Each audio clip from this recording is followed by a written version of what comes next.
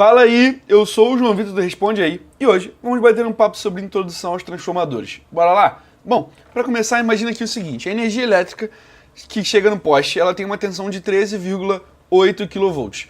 Para que essa tomada da sua casa chegue a uma tensão de 220, a gente utiliza esse transformadorzinho aqui em azul.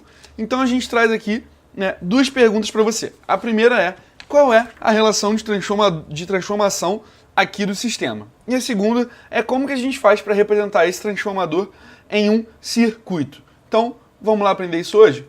Vamos começar pelo seguinte, a gente precisa entender o porquê que o transformador é tão importante dentro do nosso sistema elétrico. Para isso, a gente precisa entender que a nossa geração de energia elétrica, ela parte aqui da nossa usina. Então, a gente vai ter a nossa usina de geração elétrica, certo? E essa usina, ela tem a mesma tensão do gerador. O gerador aqui, normalmente, ele tem uma tensão de aproximadamente 13,8 kV em geral, certo? Após essa geração de energia, a gente vai carregar a nossa energia elétrica para transmissão. Só que, para a gente poder transmitir energia elétrica, não é vantajoso a gente transmitir ela a 13,8 kV, certo? Então, para isso, a gente faz uma elevação de tensão para poder transmitir com uma tensão elevada, certo? Para que a gente possa diminuir as nossas perdas através do efeito Joule. É só lembrar aqui da nossa formulazinha de potência, certo? Porque se a gente usar a nossa relação de potência, a gente pensa que se a gente aumenta a tensão, diminuímos automaticamente a corrente, certo? E, em consequência, as perdas por efeito Joule. Por isso que é importante ter essa tensão elevada para isso não acontecer, beleza? Dessa forma, a gente vai colocar um transformadorzinho aqui, nosso primeiro transformador, que vai elevar a nossa tensão de 13,8 kV para, 138 kV, certo? Então, chegou na transmissão, agora na transmissão, certo? A gente precisa fazer com que essa energia elétrica chegue na sua cidade. Então, a gente está falando do nosso sistema de distribuição. Então, a gente vai transportar isso para o nosso sistema de distribuição. Só que para a gente transportar isso para o sistema de distribuição, nesses postes, não vai rolar da gente transmitir energia elétrica a 138 kV, certo? Porque a gente está muito perto da residência e essa tensão muito alta, ela é muito perigosa. Então, aqui, a gente vai ter que colocar outro transformador, certo? E esse transformador ele serve para baixar a tensão de 138 kV para 13,8 kV. Dessa forma, os postes vão estar com 13,8 kV. Só que a gente não pode chegar agora com a distribuição com a energia elétrica na sua casa para consumo a 13,8 kV, porque é muito perigoso e porque todos os eletrônicos que você tem em casa, eles são ou 220 fase-fase ou 127 fase neutro. Então, para a gente conseguir chegar na sua casa a 220 ou a 127, a gente precisa desse geradorzinho aqui, desse transformador, na verdade, perdão, e esse transformador, ele vai pegar a nossa tensão de 13,8 kV e vai transformar ela para 220.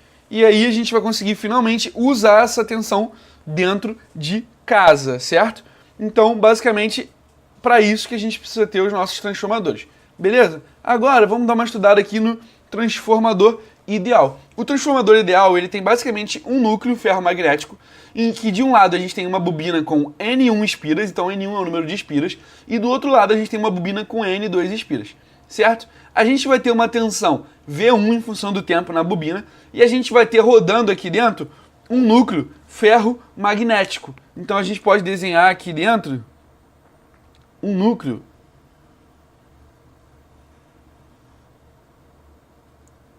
ferromagnético aqui rodando, beleza? E dessa forma a gente vai ter um fluxo magnético que vai ser gerado por conta da corrente nessa bobina.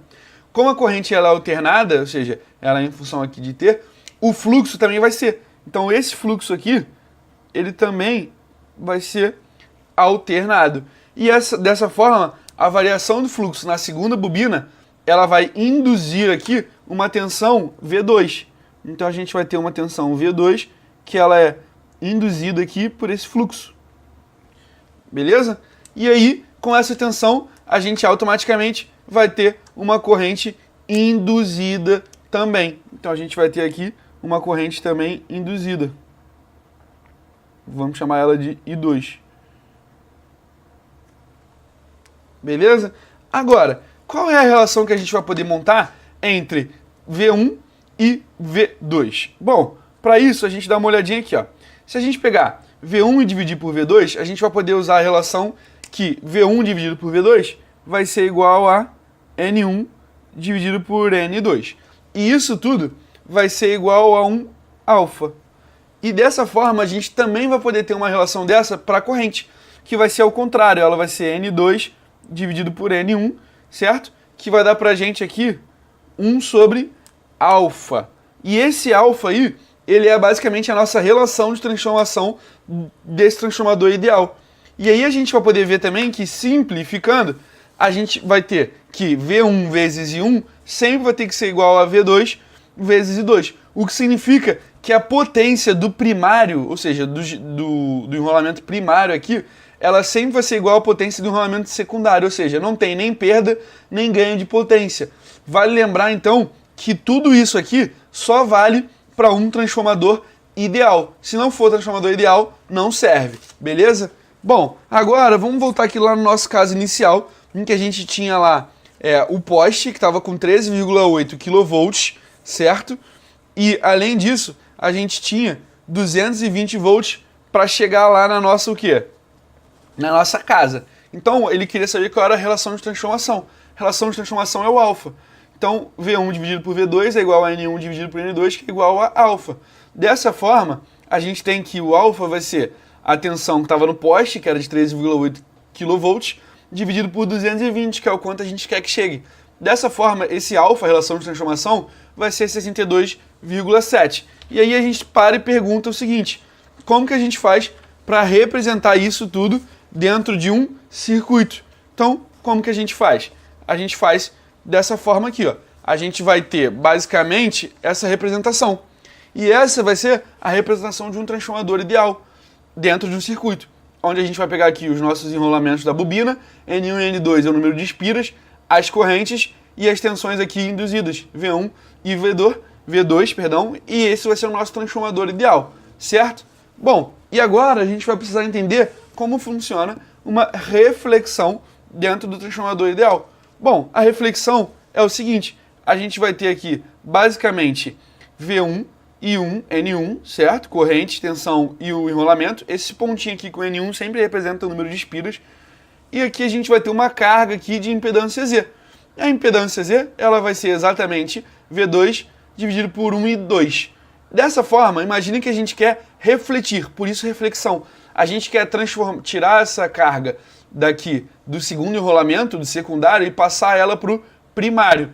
Para isso, a gente faz o seguinte: a gente vai vir aqui e vai passar essa carga para cá, dando aqui uma espécie de curto, tá vendo? Esse xizinho aqui é uma espécie de curto aqui no circuito, para a gente poder ficar com ele da forma original. E aí agora, esse Z', essa nova impedância, essa nova carga, ela vai ser exatamente V1 dividido por I1. E aí a gente pode usar as nossas relações. A primeira é de que V1 dividido por V2 é igual a alfa, e a segunda é de que I1 dividido por I2 é igual a 1 sobre alfa, para poder substituir aqui dentro. Então a gente vai ter aqui alfa, certo? Vezes V2, isso tudo divididos por... A gente vai ter aqui I2 dividido por alfa. O que vai dar pra gente aqui alfa ao quadrado, certo? Depois V2, isso tudo dividido por I2.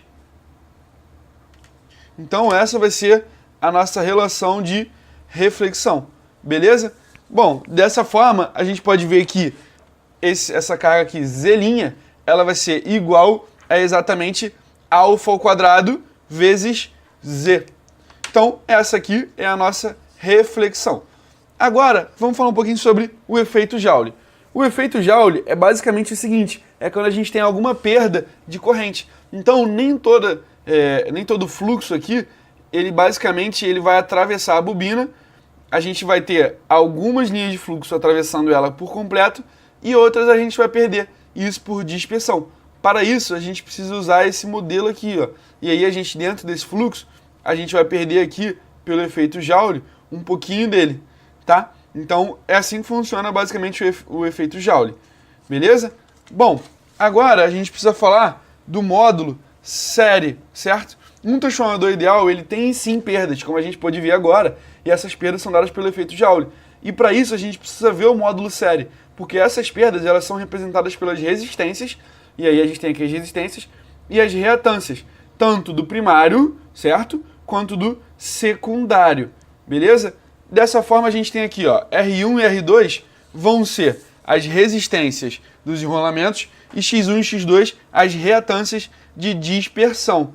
No circuito, vamos dizer assim, de uma forma geral, a gente tem que tomar esse cuidado com R1 e R2 e X1 e X2. E assim a gente chega na forma de representar o circuito equivalente do transformador, beleza? Bom, para isso a gente precisa pensar o seguinte, no circuito equivalente, a gente pega tudo que está no secundário e tenta refletir para o primário, beleza?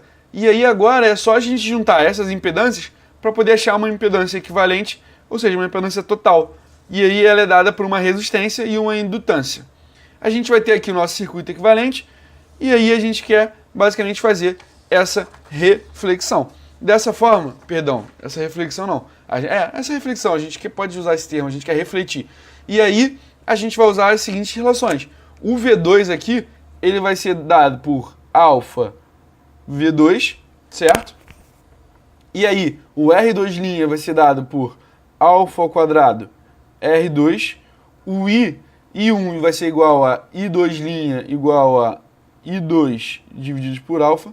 E o X'2 vai ser igual a alfa ao quadrado vezes X2, certo? Se fosse ao contrário, ao invés de a gente receber do secundário para o primário, certo? A gente poderia refletir.